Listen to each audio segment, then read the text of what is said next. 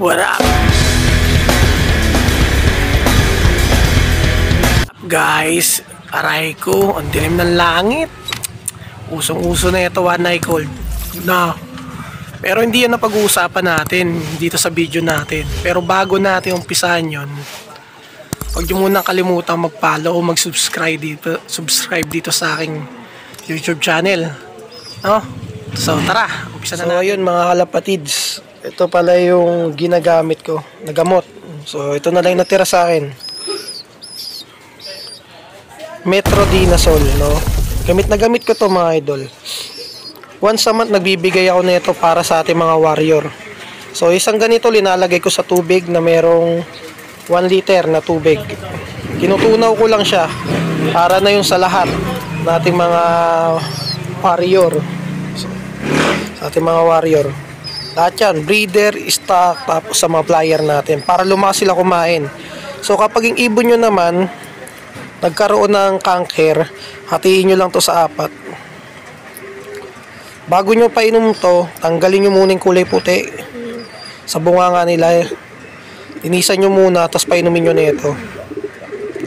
Nakita nyo yun, next day medyo tuyo na agad yun. Tapos sundan nyo uli ng kalahati uli.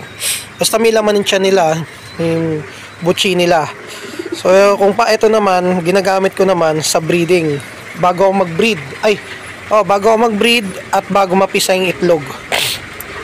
Kasama to sa sistema ko, sa conditioning, sa breeding.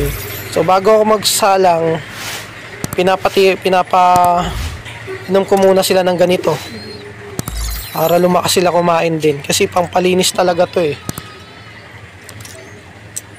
Pinapainom ko muna sila ng mga ganito. Tapos tag nagsama na sila, nagpair na sila at nangitlog na, bago mapisa yung itlog, siguro after 1 week, bago mapisa yung itlog o 4 days mapipisa ng itlog, kaya binibilang ko. Pinapainom ko na yung magulang nito, parents nila, ng ganito. Para tag nagsubo sila sa YB nila, malinis sila. Kaya yung YB natin, hindi magkakaroon ng cancer. So, sa mga nakakaano naman lagi sa video ko, doon sa Black Ops, pansin nyo yung mga YB ko. Magaganda yung mga katawan kasi mga magulang nila, bago sila lumabas sa itlog, yung magulang nila malinis na, hindi na magkakakangker. Kasi sa pagkain yan sa mga alikabok, lalo kapag yung patuka nyo maraming mugmog, kung tawagin natin, no? Ito lang ginagamit ko. Pantao to mga idol, tres lang ata to. Metronidazole. Papakita ko sa inyo mga ibon ko. Yan, nag-aasawahan na naman, no? Tama na yan, last ano nyo na yan. Yung egg nyan, tatanggalin na natin. Linis na rin tayo dito. Yan. So yun lang natin topic ngayon mga idol. Ang gaya ngayon, June 17, no? Sa next Monday, papainom ko to sa nila.